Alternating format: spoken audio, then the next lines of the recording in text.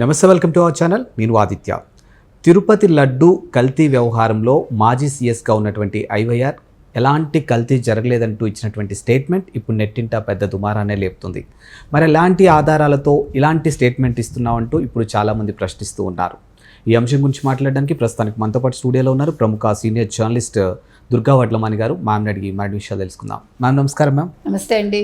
తిరుమల తిరుపతి దేవస్థానానికి సంబంధించిన లడ్డు కల్తీ వ్యవహారం రాష్ట్రంలోనే కాదు దేశవ్యాప్తంగా ఎంత దుమారాన్ని లేపుతుందో మనం చూస్తూనే ఉన్నాం.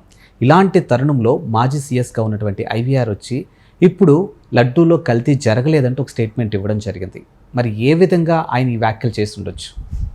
ఏమండి, అసలు ఐవైఆర్ కృష్ణారావు ఫస్ట్ నుంచి కూడా కాంట్రడిక్టరీ స్టేట్మెంట్సే ఇస్తూ ఉన్నాడు. ఆయన ఇవాళ కాదు, ఆయన పదవిలో ఉన్నప్పుడు కూడా ఒకప్పుడు ఆయన మీద చాలా ఎలిగేషన్స్ వచ్చాయి. మీకు తెలుసో లేదో, ఆయన ఎస్వీబీసీకి పనిచేసేటప్పుడు అప్పుడు ఒక సిఓఓ ఒక ఆవిడ ఉండేది, రామలక్ష్మణ్. సో ఆవిడ ఏం చెప్తే అది జరిగేది ఎస్వీబీసీలో. తెలుసా మీకు? నేను కూడా ఒక బాధితురాలిని ఆవిడతోటి. అంటే ఈయన పట్టించుకోకుండా ఆవిడని నమ్మి ఆవిడ ఏం చెప్తే అది చేసి, అది TV9 వాడు ఒక రోజంతా ట్రోల్ చేశాడు వీళ్ళిద్దరిని. మీకు తెలుసో లేదు? అంటే వీళ్ళు చేసిన అక్రమాలు ఏంటి, వీళ్ళు ఏ రకంగా ఎస్వీబీసీ నాశనం పెట్టారు అంటే, ఒక ఉన్నత స్థాయిలో ఉండే వ్యక్తి, ముఖ్యంగా ఆయన బ్రాహ్మడు కదా. ఒక బ్రాహ్మణుడు ఉండి నువ్వు ఇవాళ జగన్మోహన్ రెడ్డిని సపోర్ట్ చేస్తావా, ఒక క్రిస్టియన్ని నువ్వు సపోర్ట్ చేస్తావా? నువ్వు మిగతా విషయాలు మనం అడగం, కానీ ఇక్కడ అడిగి తీరాలి. అంటే కులం ఎందుకు వచ్చిందని మీరు అడగచ్చు. కులం మామూలుగా అవసరం లేదు, కానీ కొన్ని సందర్భాల్లో ప్రస్తావించాల్సిన అవసరాన్ని వాళ్ళే కల్పిస్తున్నారు. అంతే కదా. కాబట్టి ఇప్పుడు నువ్వు అసలు ఎందుకు మాట్లాడావు? ఒక పెద్ద మనిషిగా నువ్వు చలామణి అవుతున్నావు కదా. ఆయన చాలా కాంట్రడిక్టరీ స్టేట్మెంట్స్ ఇచ్చేవాడు గతంలో. ఆయనకి నెగిటివ్ ఉంది, పాజిటివ్ ఉంది ఆయన మీద. ఇవాళ మనమేం అడుగుతున్నామంటే, ఒక బ్రాహ్మణుడిగా ఉండి నువ్వు అసలు దేవుడి విషయంలో కల్తీ జరగలేదని చెప్పటానికి నీ దగ్గర ఏం ఎవిడెన్స్ ఉంది చూపించు. నువ్వు ఎట్లా స్టేట్మెంట్ ఇస్తావు? అందులో ఒక సీఎస్గా పనిచేస్తావు నువ్వు. గవర్నమెంట్లో పనిచేసినప్పుడు ఆధారాలు లేకుండా ఎవడూ మాట్లాడు. ఏమండి, పీవీఆర్కే ప్రసాద్ గారు మహామహులు పనిచేశారండి టీటీడీలో.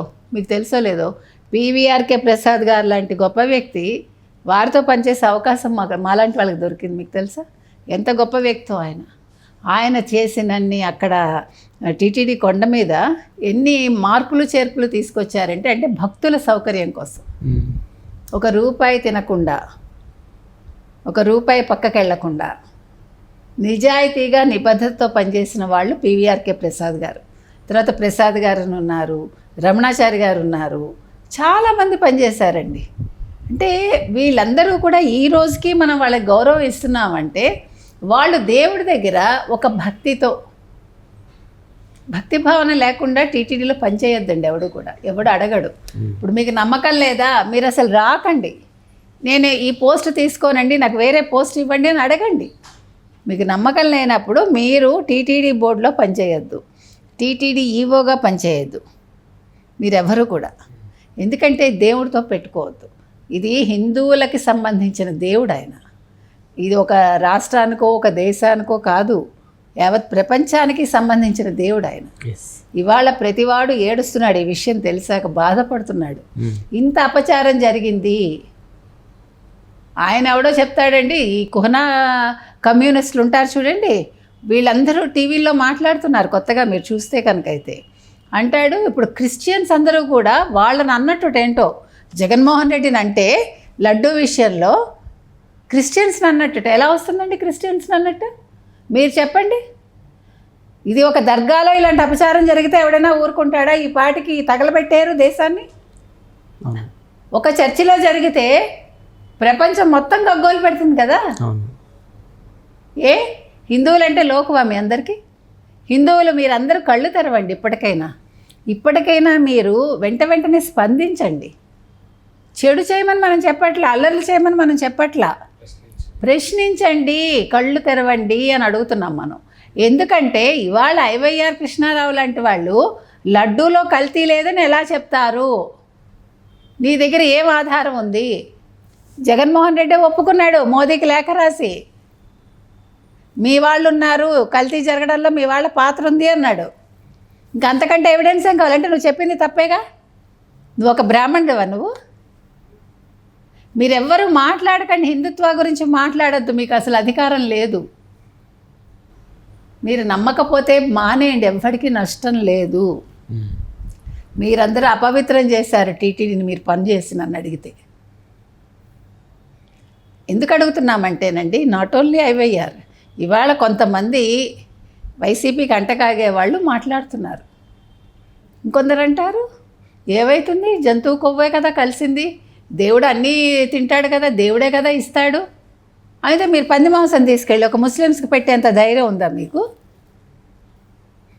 మనం చెప్తాం అలా పెట్టమని? చెప్పం కదా ఎవరు.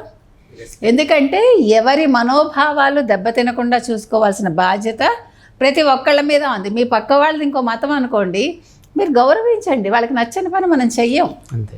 మన ఇబ్బంది పెట్టాం. ఇప్పుడు ప్రసాదం తిన్నంటాడు ఒక Christian, okay that's up to you. కానీ నువ్వు మా ఉద్యోగాలు చేస్తావు, కానీ మా హిందూ దేవాలయాలు మీరు పనులు చేసేస్తారు, జీతాలు తీసేసుకుంటారు, మిగతా అన్ని సౌకర్యాలు అనుభవిస్తారు. అదే కారులో, దేవుడి కారులోనే మీరు మీ చర్చిలకు వెళ్తారు. అది హిందువులు ప్రశ్నించకూడదు. మళ్ళీ మీ మనోభావాలు దెబ్బతిన్నట్టు, క్రిస్టియన్స్ అంతా బాధ పెట్టినట్టు. క్రిస్టియన్స్ రేపొద్దున తిరగబడతారట. దేనికి తిరగబడతారు? దేనికి తిరగబడతారు? లడ్డూ విషయంలో ఇవాళ మనం మాట్లాడితే క్రిస్టియన్స్ దేనికి తిరగబడతారు చెప్పమనండి, ఐవైఆర్ని కానీ మరొకళ్ళని కానీ కానీ.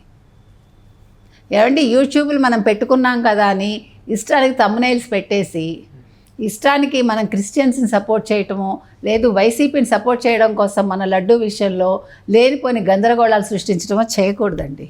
మీరు విషయాన్ని విషయంగా మాట్లాడండి. ఇవాళ ఐవైఆర్ కృష్ణారావు క్షమాపణ చెప్పాలి. ఆయన అసలు ఎందుకు మాట్లాడాడో ఆయన దగ్గర ఏ ఎవిడెన్స్ ఉంది చూపించమనండి.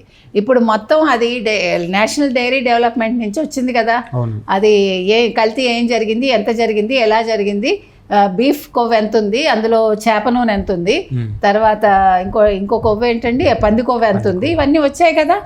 మరి అంటే వాళ్ళందరూ కూడా పనికిమాలిన వాళ్ళందరూ పనికిమాలిన వాళ్ళ అంటే ఇవాళ మీరు కేంద్రాన్ని కూడా పనికిమాలింది అంటారా? అంటే రిపోర్ట్స్ కూడా కరెక్ట్గా లేవు అనే వ్యాఖ్యలు కూడా విన్నాము. అదే ఎట్లా చెప్తారు మీరు?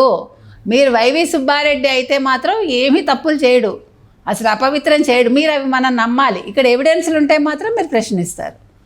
ఇవాళ మనం ఒకటే చెప్తున్నామండి, ఐవైఆర్ కృష్ణారావు కావచ్చు, మరొకళ్ళు కావచ్చు, మీకు ఇష్టమైతే మీ ఇష్టాన్ని మీ ఇంట్లో పెట్టుకోండి, ప్రజల మీద రుద్దద్దు, ప్రజల ఆగ్రహాన్ని చవి చూడద్దు.